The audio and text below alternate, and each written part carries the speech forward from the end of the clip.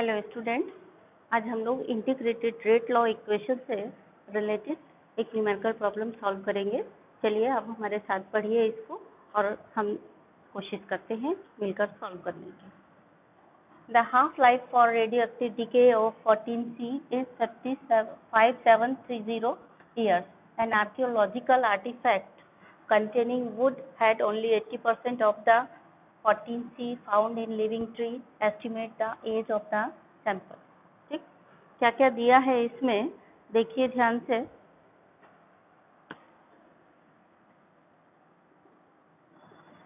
Half life for the radioactive decay यानी T half दिया है आपको कितना 5730 ईयर। ठीक है, अब हाफ लाइफ दिया है इसका मतलब इनडायरेक्टली आपको के दिया है। जब भी याद रखिए कहीं भी हाफ लाइफ दिया है इसका मतलब हाफ लाइफ क्यों दिया आपको, के निकालने के लिए दिया है।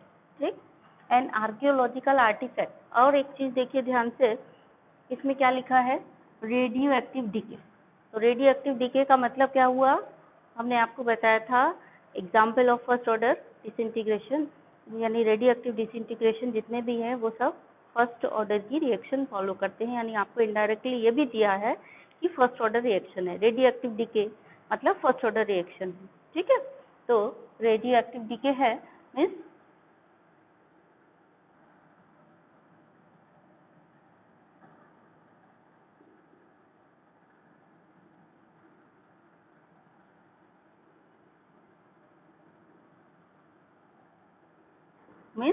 First order reaction. ठीक है, और क्या दिया है C14 इज हाँ टी हाफ दिया है। टी हाफ से आप के निकाल सकते हो, के इक्वल टू कितना हुआ 5730, क्योंकि फर्स्ट ऑर्डर की रिएक्शन है तो आपको के चाहिए, तो के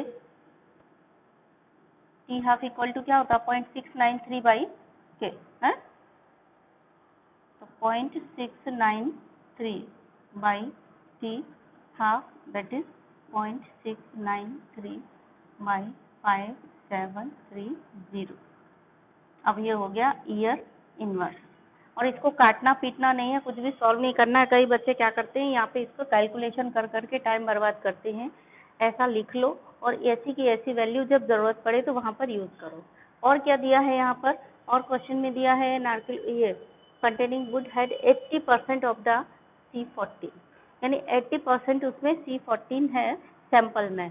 estimate the age of the sample. Age of the sample मतलब टाइम टी निकालना है, और 80% है अभी। 80% का मतलब क्या है, फाइनल कंसंट्रेशन दिया है आपको, और 80% का मतलब क्या है, अभी 80% है। जब ये आर्कियोलॉजिकल सैंपल यानी बना, मतलब रेडियो एक्टिव डिके के बाद 80% रह गया, तो यानी इनिशियल कंसंट्रेशन इसका क्या रहा होगा, इनिशियल कंसंट्रेशन होगा 100। 80% मतलब 100 में से 80 बचा। ठीक है, तो हमको क्या दिया है, A0 दिया है 100 और 80 क्या दिया है,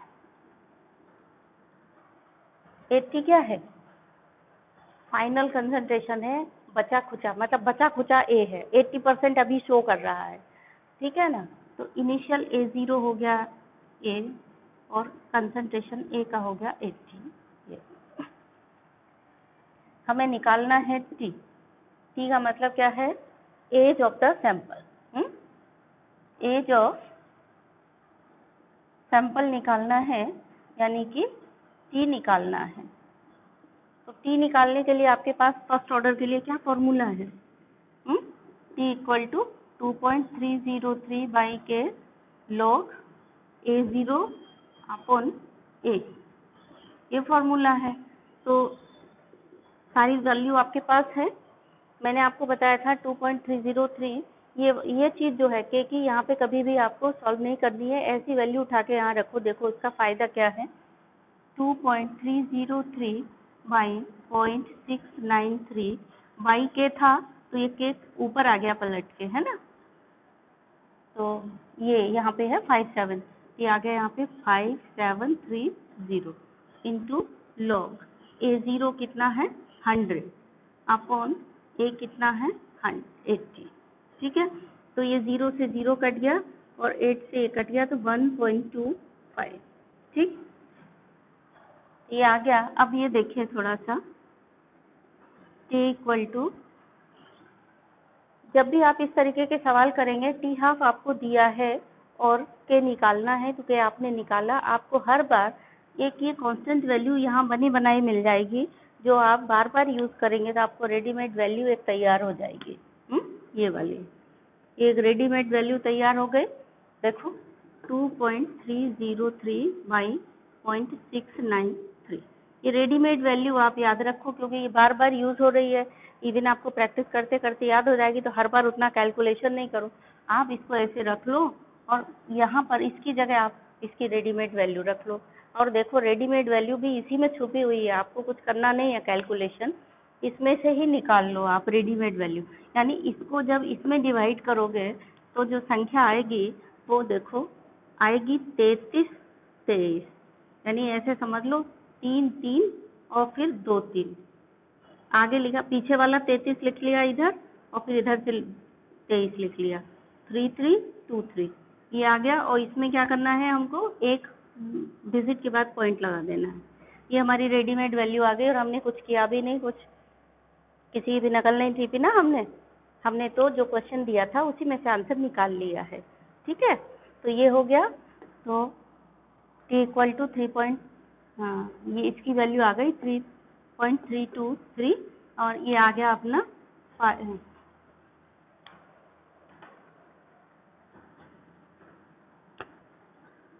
5730 को हम 5.730 कर लें, इंटू 10 टू दी पावर 3 कर दें यहाँ पर, इंटू log 1.25 की वैल्यू रख दें।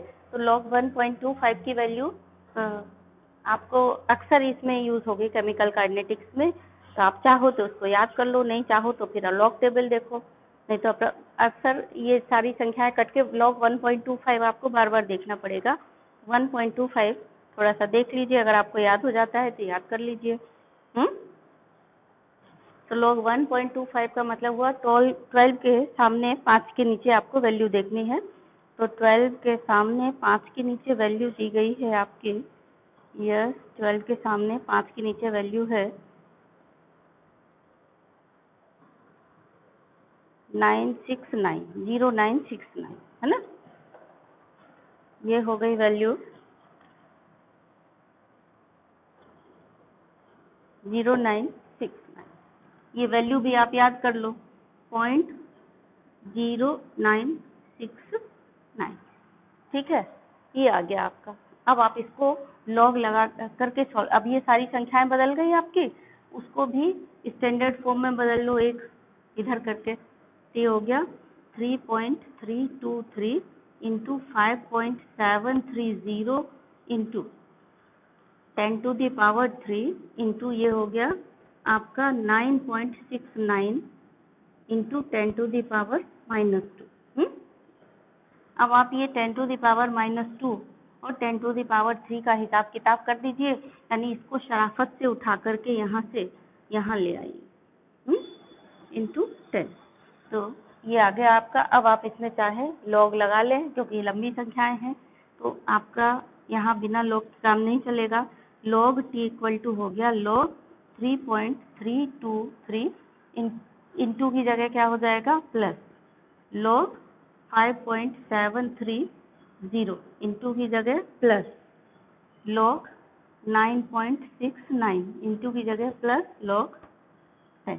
अब आप लॉग टेबल लीजिए और इसकी वैल्यू देखिए और रखिए, और फिर एंटी लॉग लेकर के एंटी लॉग टेबल देखिए। तो बच्चों ये आ गया हमारे पास log t, log 3.323 plus log 5.730 plus log 9.69 plus log 10, हमने सबका log ले लिया। ठीक है, अब क्या करना है, अब log टेबल देख करके सबकी log की वैल्यू रख देना है निकाल करके है। तो जब आप log टेबल देखेंगे तो log टेबल हमने आपको बताया है 33 के सामने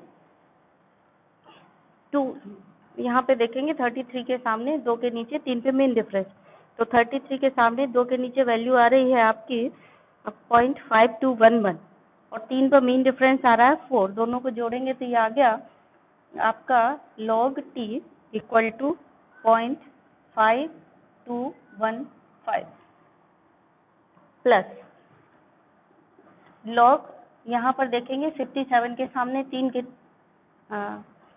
के नीचे, तो ये वैल्यू आ रही है 0.7582 प्लस यहाँ पर देखेंगे आप 96 के सामने 9 के नीचे, तो ये वैल्यू आ रही है 0.9863 और log 10 की वैल्यू 1 होती है।